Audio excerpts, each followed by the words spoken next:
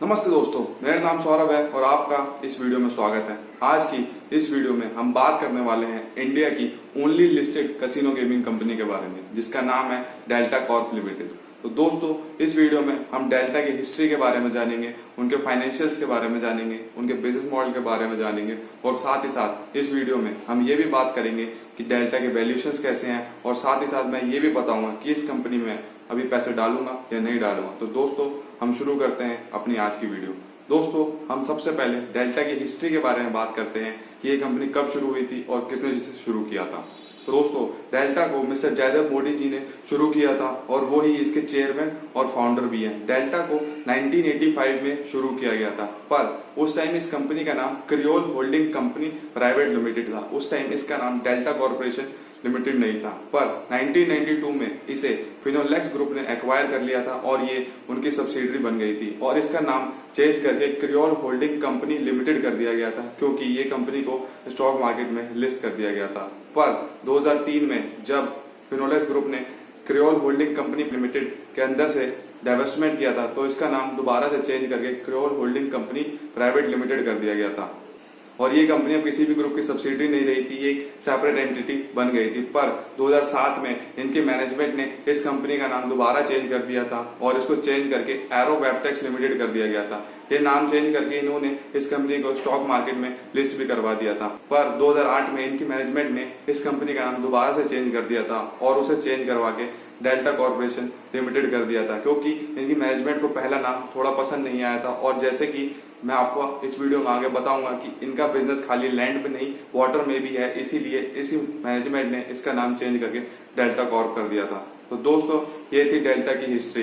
अब हम जानते हैं डेल्टा के बिजनेस मॉडल के बारे में कि डेल्टा के कौन कौन से बिजनेसेस हैं और ये कैसे कैसे काम करती हैं। तो दोस्तों, जैसे कि मैंने आपको पहले बताया कि डेल्टा एक कैसीनो गेमिंग कंपनी है। इनके पास काफी सारे कैसीनोज हैं, पर ये खाली कैसीनो के बिजनेस में काम नहीं करती, इनके पास हॉस्पिटैलिटी का भी बिजनेस है। तो ये दोनों बिजनेस में ये काम करती हैं। तो दोस्तों, मैं आपको पहले इनके कैसीनो गेमिंग बिजनेस के बारे में बताता हूँ कि वो कैसे कैसे डिवाइड है। दोस्तों, इन्होंने अपने कैसीनो गेमिंग बिजनेस को दो पार्ट्स में डिवाइड कर रखा है। पहला पार्ट आता है ऑनलाइन बिजनेस का और दूसरा आता है ऑफलाइन बिजनेस का। ऑनलाइन बिजनेस के अंदर डेल्टा के पास 3 वेबसाइट हैं जिनके थ्रू ये पैसा बनाते हैं। इनकी पहली वेबसाइट का नाम है adda52.com। ये इंडिया की नंबर 1 पोकर वेबसाइट है, जिससे ये काफी पैसा बनाते हैं। और इनकी दूसरी वेबसाइट का नाम है adda52rummy.com। ये भी इंडिया की काफी फेमस वेबसाइट है और इससे भी ये काफी पैसा बनाते हैं। और दोस्तों, इनकी तीसरी वेबसाइट का नाम है leagueadda.com। ये फैंटेसी स्पोर्ट्स के लिए यूज की जाती है। इसमें क्रिकेट, फुटबॉल आदि गेम्स में पैसा लगाया जाता है, पर लीग अड्डा इतनी फेमस नहीं है, इसीलिए इन्होंने 2018 में हाला प्ले को एक्वायर किया है, जो कि इंडिया की सेकंड सबसे बड़ी फैंटेसी स्पोर्ट्स की वेबसाइट है। तो दोस्तों, इन्होंने लीग अड्डा को हाला प्ले के अंदर डाल दिया है, जिससे कि ये हाला प्ले का ब्रांड यूज कर सके और साथ ही साथ अपने बिजनेस में काफी पैसा अर्न भी कर सके इस वेबसाइट के थ्रू।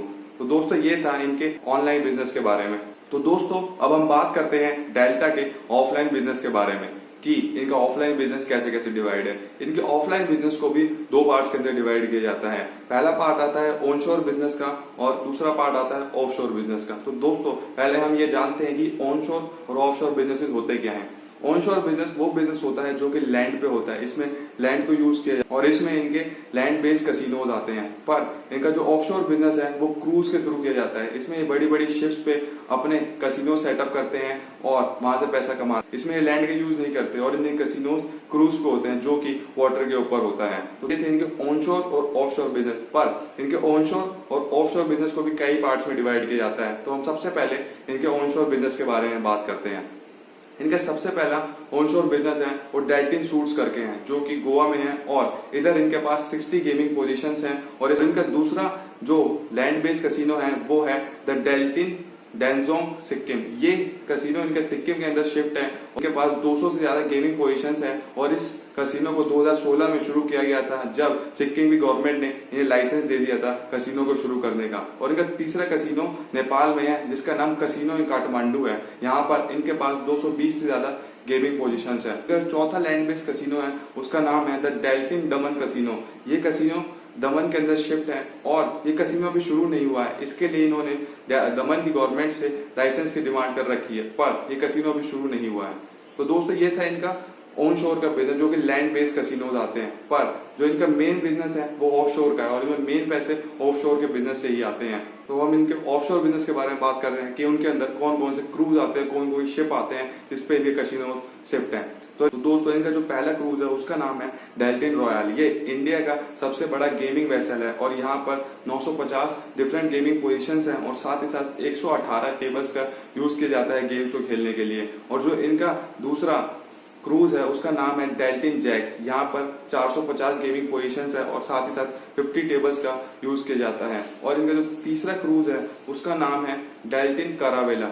ये भी गोवा में है और इसमें 150 गेमिंग पोजीशंस है और 20 टेबल्स का यूज किया जाता है। और साथ ही साथ ये इंडिया का पहला ऐसा क्रूज है जिसमें होटल भी है और साथ ही साथ कसिनोज भी हैं। चौथा क्रूज है उसका नाम है चलेश क्रूज। ये क्रूज डेल्टा का खुद का नहीं है, इसमें इन्होंने एक मॉरिशियन कंपनी के साथ टाई अप किया था और उनका 20% स्टेक को एक्वायर किया था। ये टाई अप इन्होंने अभी हाल ही में किया है जिससे ये फ्यूचर में काफी अच्छे पैसे बना सकते हैं। ये बात इनकी मैनेजमेंट ने भी कही है। तो दोस्तों ये था डेल्टा का ऑफलाइन बिजनेस। और अगर मैं इनके बिजनेस को क्लब करके बताता हूं तो इनके पास टोटल 8 कसिनोज हैं, ऑनशोर और ऑफशोर कसिनोज, और 3 गेमिंग वेबसाइट है जो कि इनका पूरा गेमिंग बिजनेस है। पर इनके पास हॉस्पिटैलिटी बिजनेस भी है, जैसा कि मैंने आपको बताया था। इनके हॉस्पिटैलिटी बिजनेस के अंदर 3 प्लेसेस आते हैं। तो पहले प्लेस का नाम है द डेल्टिन सूट्स।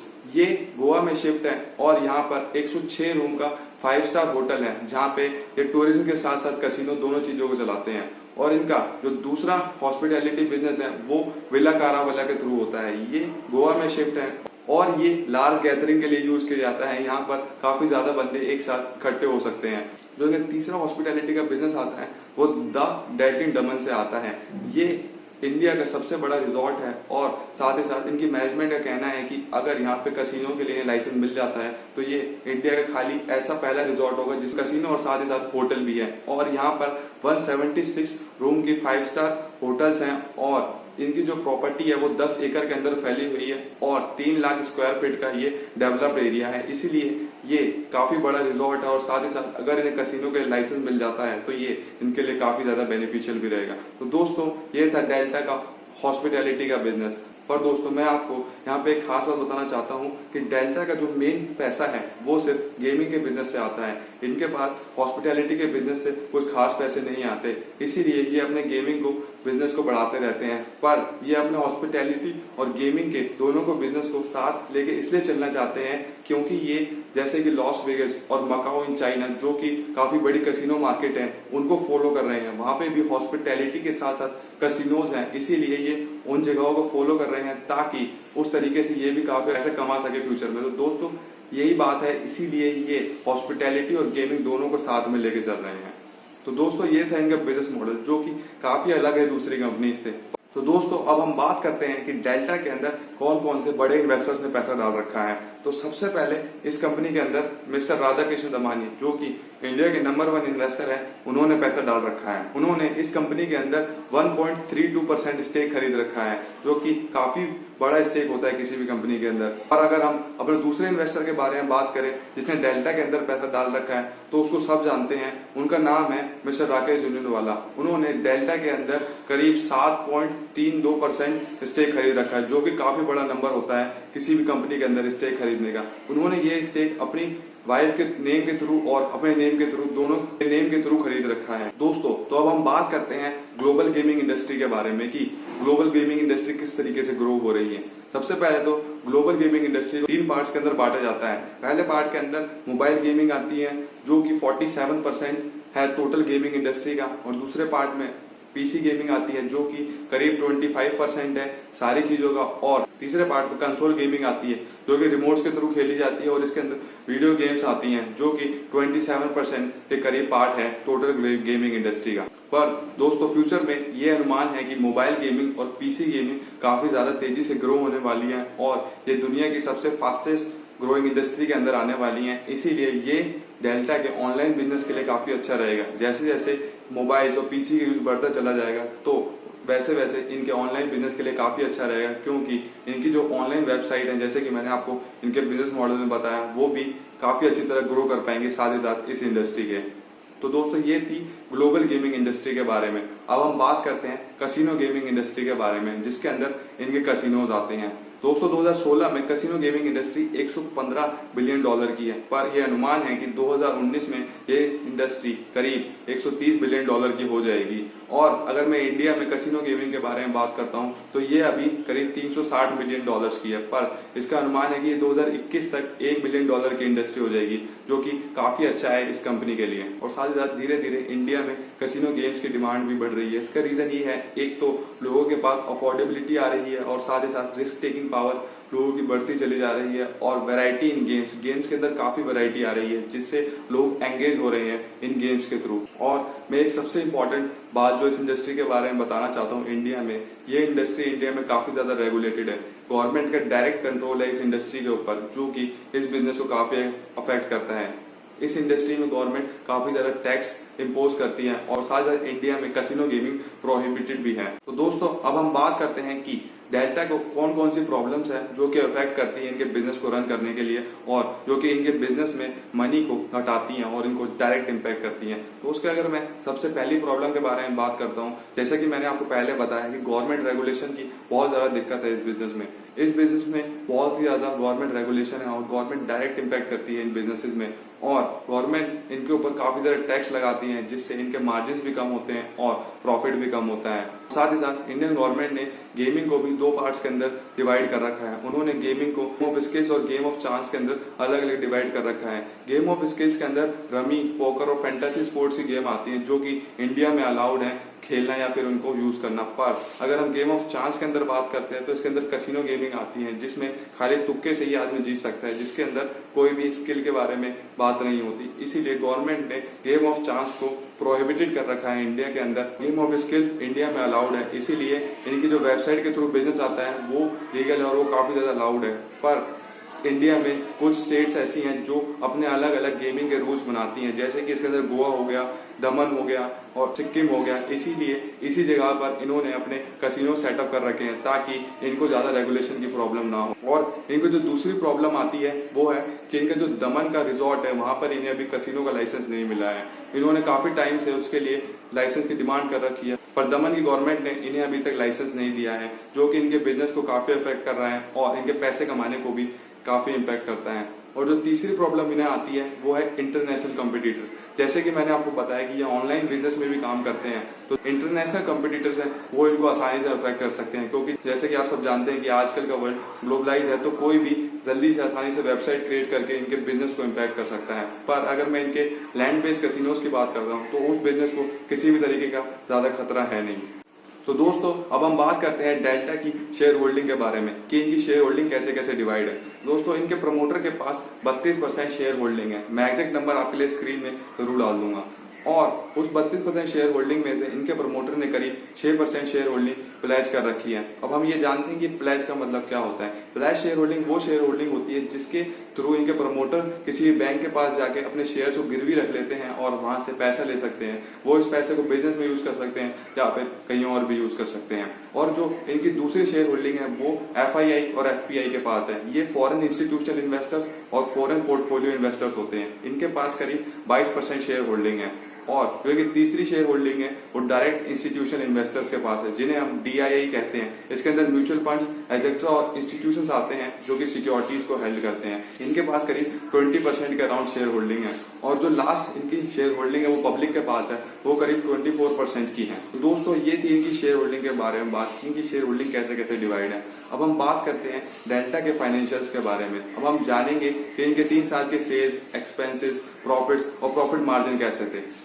दोस्तों इनके मार्च 2017 में सेल्स 455 करोड़ के थे और मार्च 2018 में इनके सेल्स 608 करोड़ के थे और मार्च 2019 में इनके सेल्स 798 करोड़ के थे। और अगर हम इनके एक्सपेंसेस की बात करते हैं तो मार्च 2017 में इनके एक्सपेंसेस 294 करोड़ के थे और मार्च 2018 में इनके एक्सपेंसेस 361 करोड़ के थे और 2019 में इनके एक्सपेंसेस 483 करोड़ के थे। और मैं अगर इनके नेट प्रॉफिट्स के बारे में आपको बताता हूं तो 2017 में इनके नेट प्रॉफिट्स 74 करोड़ के थे, 2018 में 156 करोड़ के थे और 2019 में 197 करोड़ के थे। और अगर हम इनके मार्जिन्स के बारे में बात करते हैं तो 2017 में इनके मार्जिन्स करीब 16% के अराउंड थे, 2018 में इनके मार्जिन्स 26% के अराउंड थे और 2019 में इनके मार्जिन्स करीब 25% के अराउंड थे। दोस्तों मैं आपको अब इनकी टोटल एसेट्स और टोटल लायबिलिटीज के बारे में बताता हूँ। इनके पास टोटल एसेट्स 2095 करोड़ की है, जो कि एक काफी अच्छा नंबर है। पर अगर हम इनकी टोटल लायबिलिटीज के बारे में बात करते हैं तो वो करीब 153 करोड़ की हैं।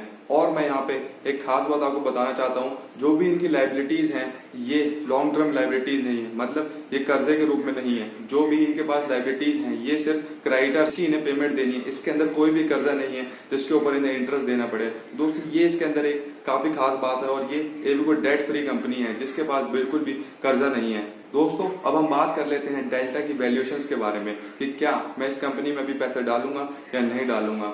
तो हम बात करते हैं इनके फ्री कैश फ्लो से। फ्री कैश फ्लो का मतलब होता है कि अगर ये कंपनी हमारी होती तो हमारे पास कितने पैसे आते साल के एंड में।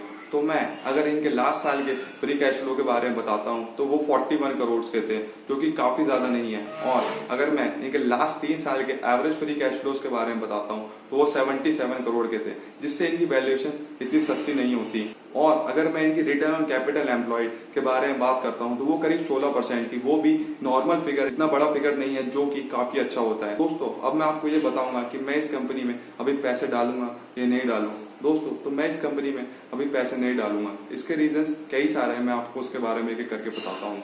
जैसे कि मैंने आपको बताया कि ये कंपनी एक तो हाईली गवर्नमेंट रेगुलेटेड इंडस्ट्री में है, जिससे गवर्नमेंट इनको डायरेक्ट इम्पैक्ट करती है और साथ ही साथ टैक्सेस का इन पे काफी ज्यादा इम्पैक्ट पड़ता है। और इन्हें हमेशा अपने बिजनेस को कहीं पे भी कसिनो खोलने के लिए लाइसेंस लेना पड़ता है, जिससे एक तो इनके पैसे भी काफी लगते हैं और साथ ही साथ वो चीज इनके बिजनेस को काफी इम्पैक्ट करती है। और जो दूसरा रीजन है वो भी करंट सिनारियो का है। जैसे कि आप सब जानते हैं कोविड-19 की सिचुएशन में इनके बिजनेस को काफी ज्यादा हैम्पर कर रही है। जैसे कि मैंने आपको बताया कि इनके पास 8 कसिनोज हैं जहां पर पब्लिक को खुद जाना पड़ेगा। इसके अंदर इनके लैंड बेस्ड कसिनोज आ जाते हैं और क्रूज आ जाते हैं, जहां पे पब्लिक को खुद जाना पड़ता है, जहां पे टूरिज्म के लिए भी लोग जाते हैं। इसीलिए वहां पे इस टाइप की सिचुएशन में लोग जाएंगे नहीं और वहां पे कसिनोज नहीं रहने पाएंगे। साथ ही साथ इनके पास एक वेबसाइट हाला प्ले करके है, जो कि फैंटेसी स्पोर्ट्स के लिए यूज की जाती है। और आज के टाइम में जैसे कि आप जानते हैं कि किसी भी प्रकार के स्पोर्ट्स नहीं हो रहे हैं, तो वो भी इनके बिजनेस को डायरेक्ट इम्पैक्ट करेगी और इनके रिवेन्यू में जरूर डिक्लाइन आएगा। तो दोस्तों यही सारे रीजन थे